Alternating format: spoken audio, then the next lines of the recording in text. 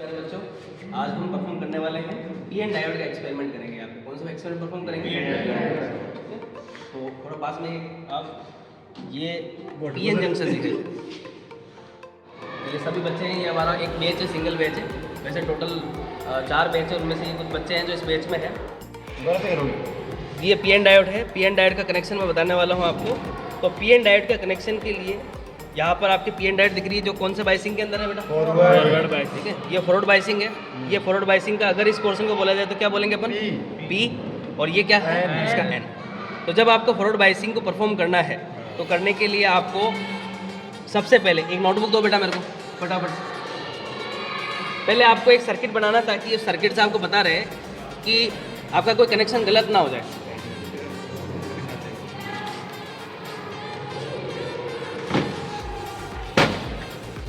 PN diode के लिए ये आपकी पीएन डायोड का सिंबल है, ठीक है। ये पी है और ये एन है। आपको सबसे पहले पी पोर्शन को, यहाँ एक टर्मिनल होगा, एन का यहाँ एक टर्मिनल होगा, आप बैटरी के पॉजिटिव से जोड़ोगे और दूसरे टर्मिनल को नेगेटिव से। और आपको पता है कि करंट को मेजर करने के लिए हमारे को एमीटर कनेक्ट करना पड़ेगा। एमीटर जो कि सीरीज में होगा, एमीटर। तो एक टर्मिनल एमीटर का होगा, एक टर्मिनल इसका नेगेटिव, एक पॉजिटिव दूसरा होगा नेगेटिव। यह डायोड का पी और एन, इसके एक टर्मिनल को बाद में, ये एक सर्किट कंप्लीट हुआ। ये पॉजिटिव बैटरी का, ये नेगेटिव। अब हम वेरिएबल लेंगे, क्योंकि यहाँ पे हम वोल्टेज, जो यहाँ पे एक्सपेरिमेंट वाला जो आपको सेटअप दिखाई दे रहा है, यहाँ पर सेट 0 वोल्ट, ये इसको वेरिएबल करने के लिए यहाँ से रीडिंग्स को आप क्या कर सकते हो? चेंज कर सकते हो। अब क्या करा जाएगा? सबसे पहले इस सर्किट को कनेक्ट करेंगे। लास्ट में हम वोल्ट मीटर कनेक्ट करेंगे, जो कि आप वोल्ट मीटर को कनेक्ट करने के लिए पी एन इससे भी कनेक्ट कर सकते हो। और दूसरा, आप यहाँ से एक टर्मिनल लेकर इसको जोड़ दो आप वोल्ट मीटर से, और इसका एक टर्मिनल लेके आप वोल्ट मीटर के दूसरे टर्मिनल से जोड़ दो। ठीक है, इस प्रकार आप, ये जो वोल्ट मीटर है आपका वोल्टेज मेजर करेगा। तो सबसे पहले आप इस वाले सर्किट को, जिसको आप प्राइमरी सर्किट बोल सकते हो, टर्मिनल हो गया इसका पॉजिटिव, ये लिया। इस टर्मिनल को आपको किससे कनेक्ट करना है? बैटरी के पॉजिटिव से, बैटरी या सोर्स के पॉजिटिव से। सोर्स का पॉजिटिव यह रहा आपका, ठीक है। ये सोर्स का पॉजिटिव देख लो दिखे ढंग से इसको। ये पॉजिटिव आपने इसको कनेक्ट कर दिया। अब आपने इस टर्मिनल को कनेक्ट कर लिया और इसको कनेक्ट कर लिया। अब आता है आपका एन टर्मिनल। एन टर्मिनल को आपको एमीटर के पॉजिटिव से कनेक्ट करना है। ये एन डायोड का, एमीटर का positive. Now this is also connected. अब एमीटर का आपको सेकंड दूसरा टर्मिनल लेना है, जो कि ये है नेगेटिव। यहाँ से इस टर्मिनल को आप कनेक्ट करोगे सोर्स के नेगेटिव से।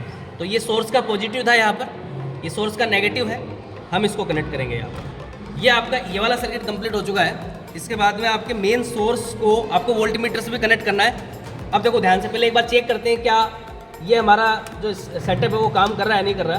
तो हम ध्यान से देखते हैं, तो यहाँ पर ये देखिए, ये वोल्ट मीटर, तो वोल्ट मीटर काम इसलिए नहीं करेगा क्योंकि हमने अभी तक वोल्ट मीटर को कनेक्ट नहीं किया है। किससे कनेक्टेड है? ये एमीटर से। एमीटर को हमने 10 मिली एम्पियर पे ले लिया। इसके बाद हम चेक करते हैं, देखिए करंट के अंदर वेरिएशन आ रहा है, तो इसका मतलब हमारा एमीटर कनेक्टेड है। ठीक है, हम इसको 0 पे करते हैं। अब हम सोर्स का पॉजिटिव वोल्ट मीटर के पॉजिटिव से कनेक्ट करते हैं, और सोर्स का नेगेटिव हम वोल्ट मीटर के नेगेटिव से कनेक्ट करते हैं। इसके बाद वोल्ट मीटर भी आपका वर्क करना या परफॉर्म करना स्टार्ट हो जाएगा। तो चेक करते हैं क्या हमारा वोल्ट मीटर और एमीटर दोनों प्रॉपर्ली वर्क कर रहे हैं। सेटअप हमारा पूरा है कंप्लीट। देखिए, जब आप इसको ध्यान से देखते हो, वोल्ट मीटर और एमीटर दोनों के रीडिंग्स को देखना, आप दोनों में वेरिएशन आ रहा है। जैसे आप वोल्ट मीटर वोल्टेज को इंक्रीज कर रहे हो, यहाँ पे एमीटर यानी करंट के अंदर भी वेरिएशन आ रहा है। आ रहा है नहीं आ रहा है? ठीक है, तो ये पूरा सेटअप था इसका। एक सेटअप को वापस से फटाफट रिव्यू करते हैं हम, ताकि हमारा कनेक्शन बिल्कुल प्रॉपर रहे। यस, डायोड का पी सोर्स के पॉजिटिव से ये कनेक्ट हो गया। डायोड का नेगेटिव एमीटर के पॉजिटिव से, एमीटर का नेगेटिव सोर्स के या बैटरी के नेगेटिव से। ठीक है, ये प्राइमरी सर्किट हुआ। उसके बाद में हमारा वोल्ट मीटर जोड़ना है। बैटरी का पॉजिटिव वो जोड़ना आपके वोल्टमीटर के पॉजिटिव से, ठीक है। और दूसरा टर्मिनल बचा आपका वोल्टमीटर का जो नेगेटिव है वो बैटरी के नेगेटिव यानी सोर्स के नेगेटिव से कनेक्ट करना है। नाउ इट इज़ कनेक्टेड, या when you very the voltage the current will also deflected. यहाँ पे इनकी रीडिंग्स ली जा सकती है। अच्छा, वोल्टेज और एमीटर के लिए आपको एक जो पॉइंट जिसको हम बोलते हैं लीस्ट काउंट, अपन लीस्ट काउंट की बात करेंगे।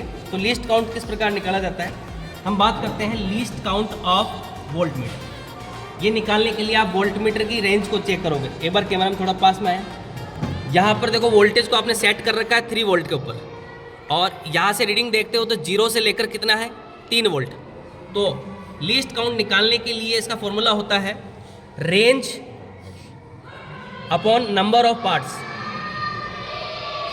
अब इसकी रेंज कितनी है यहाँ पर 3 वोल्ट।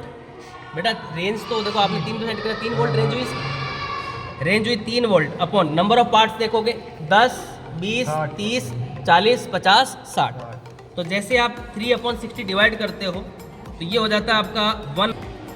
अब हम बात करते हैं भाई किसी भी इंस्ट्रूमेंट का लीस्ट काउंट किस प्रकार निकाला जाता है, जिसको अपन बोलते हैं हिंदी के अंदर अल्पतमांक। तो least count of any instrument, तो उसके लिए आपको रेंज देखनी पड़ेगी। तो इस इंस्ट्रूमेंट को आपने कितने पे सेट कर रखा है बेटा 3 वोल्ट के ऊपर, ये इसकी रेंज हो गई 3 वोल्ट। आपने रेंज फॉर्मूला क्या होगा लीस्ट काउंट का, range upon number of parts, ठीक है। रेंज कितनी है इसकी 3 volt, number of parts count करते हो तो 10, 20, 30, 40, 50, 60। तो 3/60 इट विल बिकम 1/20। जैसे आप डिवाइड करते हो इट विल बिकम 0.05 वोल्ट। ये इस इंस्ट्रूमेंट का मीन्स इस वोल्ट मीटर का क्या है लीस्ट काउंट है, ठीक है।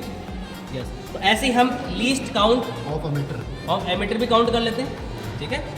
ये लीस्ट काउंट के लिए काउंट देखते हुए आप देखो आपने किस पे सेट कर रखा है उसको 10 मिली एम्पियर।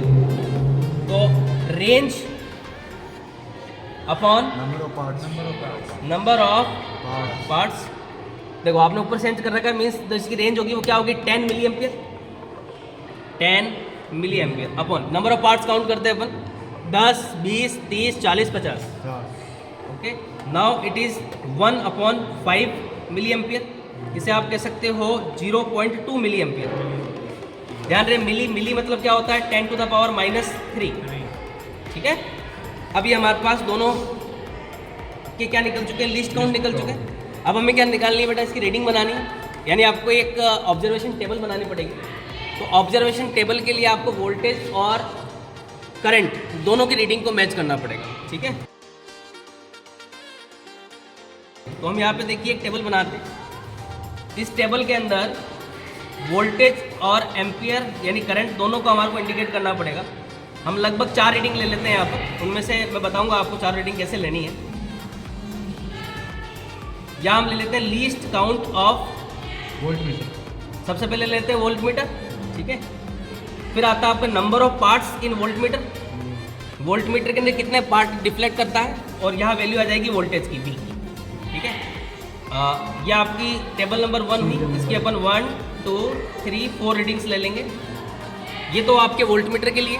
अब बात करते हैं एमीटर के लिए। तो हमारे को क्या लिखना पड़ेगा, देखो इसको अपन थोड़ा डार्क करके, देखो अभी स्केल पेंसिल का यूज़ नहीं करा ताकि हम जल्दी से परफॉर्म कर लें इसको, आपका टाइम भी ज़ाया ना हो। लीस्ट काउंट ऑफ एमीटर, और यहाँ क्या होगा number of parts in ammeter, और यहाँ पे क्या निकालोगे आप करंट की वैल्यू निकालोगे I। वो क्या होगा वोल्टमीटर की वैल्यू, वोल्टेज की वैल्यू निकालनी, it will be equal to NV into least count.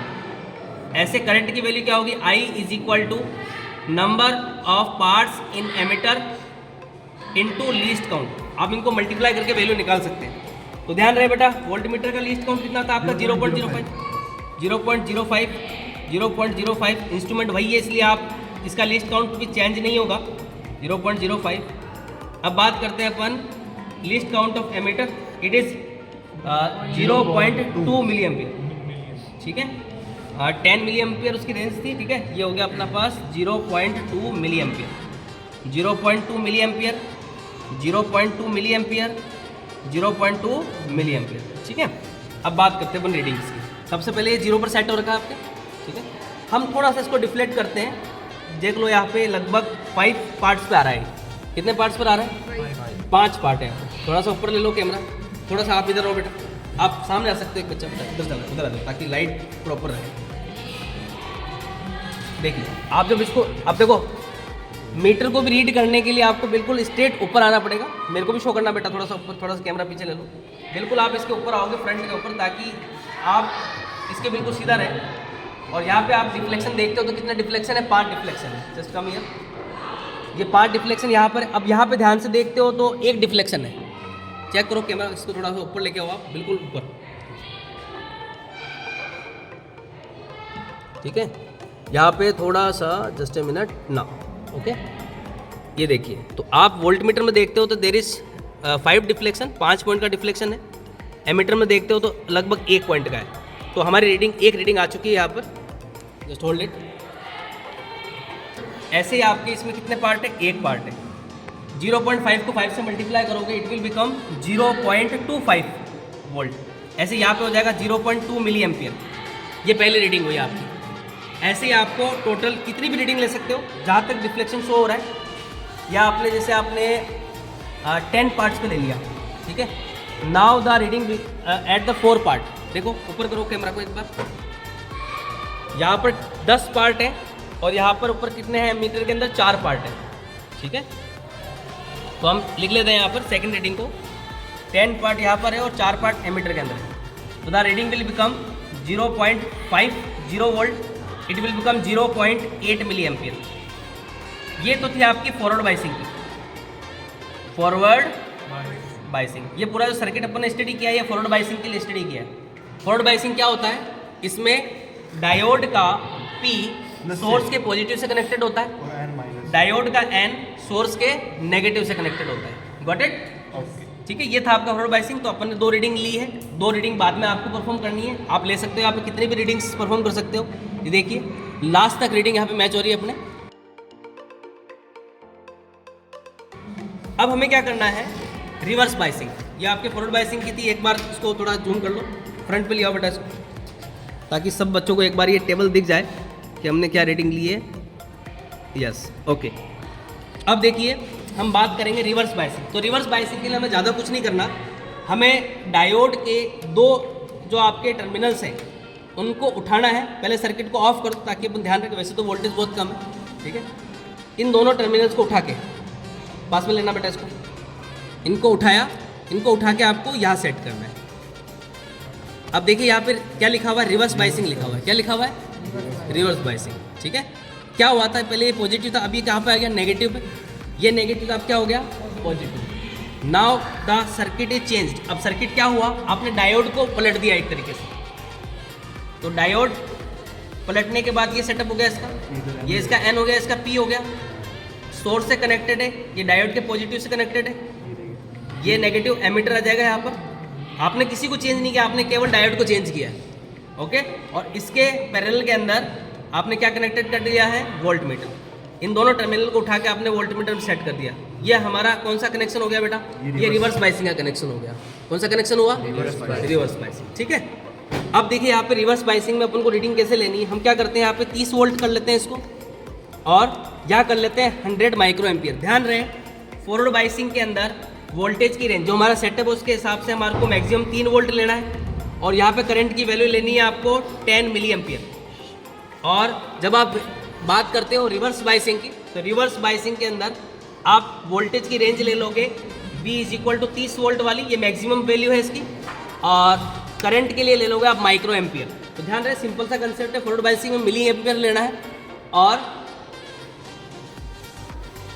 Straight रखो बेटा इसको, कैमरा को आप उसको रोटेट करने की कोशिश मत करो। यस, अब यहाँ पर हो गया आपके पास ये सर्किट रहा। फॉरवर्ड बाइसिंग के अंदर जो करंट की वैल्यू रहेगी वो किस में रहेगी, मिली एम्पियर के अंदर। और रिवर्स बाइसिंग के अंदर जो करंट की रेंज रहेगी वो रहेगी माइक्रो एम्पियर के अंदर, ठीक है। अब देखिए यहाँ पर आपको रीडिंग देखनी है, आगे पास में जाइए बेटा। अब हम यहाँ पे इसको ऑन कर देते हैं पूरे सर्किट को, ठीक है। ये वाला डिफ्लेक्शन 0 रहना चाहिए, ध्यान रहे बेटा, इसको आपको 0 पे सेट करना है, अदरवाइज आपकी रीडिंग प्रॉपर नहीं आएगी। अब जैसे वेरी करते हो, वेरी करने के बाद में आप ध्यान से देखते हो, देखो बहुत कम डिफ्लेक्शन हो रहा है। और आपको पता होना चाहिए कि रिवर्स बाइसिंग के अंदर PN डायोड एक इंसुलेटर की तरह बिहेव करती है। फॉरवर्ड बाइसिंग के अंदर कंडक्टर की तरह और रिवर्स बाइसिंग के अंदर इंसुलेटर की तरह, ठीक है। और इसका एक वोल्टेज होता है, उसके बाद में इसकी वैल्यू मैक्सिमम हो जाती है। अपन को देखो रीडिंग्स लेनी है यहाँ पे, हमारे को हमारी 5 रीडिंग मिल जाएगी यहाँ पे। रीडिंग के लिए हम क्या करते हैं, same as it is least count निकाल लेते हैं पहले इसका, लीस्ट काउंट ऑफ वोल्टमीटर और लीस्ट काउंट ऑफ एमीटर। तो आपने रेंज क्या लिए 30 वोल्ट, तो ये हो जाएगा 30 अपॉन नंबर ऑफ पार्ट कितने 60, it will become 1/2, it will become 0.5 volt. ये इसका लीस्ट काउंट हुआ वोल्टमीटर का। ऐसे लीस्ट काउंट ऑफ एमीटर की बात करते हो, वो हो जाएगा आपका 100 माइक्रो एम्पीयर लिया है आपने, और नंबर ऑफ पार्ट्स कितने इसके अंदर 50, तो it will become 2 micro ampere. कितना हो जाएगा 2 माइक्रो। इस प्रकार लिस्ट काउंट निकाल अपन। फिर इसके अंदर डिफ्लेक्शन हमारे पास है, और हम रीडिंग जिस तरीके से हमने फॉरवर्ड बाइसिंग के लिए रीडिंग्स ली थी, उसी प्रकार अपन रिवर्स बाइसिंग में भी रीडिंग ले लेंगे। तो जब इस एक्सपेरिमेंट को परफॉर्म किया जाएगा तो फॉरवर्ड बाइसिंग और रिवर्स बाइसिंग दोनों की रीडिंग्स को हमारे को पॉइंट आउट करना है, और इनके बीच में हमारे को ग्राफ परफॉर्म करना है। ठीक है, तो ग्राफ परफॉर्म करने के लिए क्या होगा, ग्राफ के लिए आप एक ग्राफ पेपर लोगे, एक एक्स एक्सिस में आप वोल्टेज को इंडिकेट कर दोगे, ठीक है, और वाई एक्सिस पे आप करंट को इंडिकेट करोगे। ठीक है, इसके बाद जो आपकी रीडिंग्स है, रीडिंग्स के हिसाब से आप पॉइंट आउट करके आप ग्राफ को बना लोगे। ठीक है बाहर बच्चों, अब इसके बाद में हम कल मिलेंगे अगले एक्सपेरिमेंट के ऊपर, हम बात करेंगे Ohm's law. Okay, thank you so much.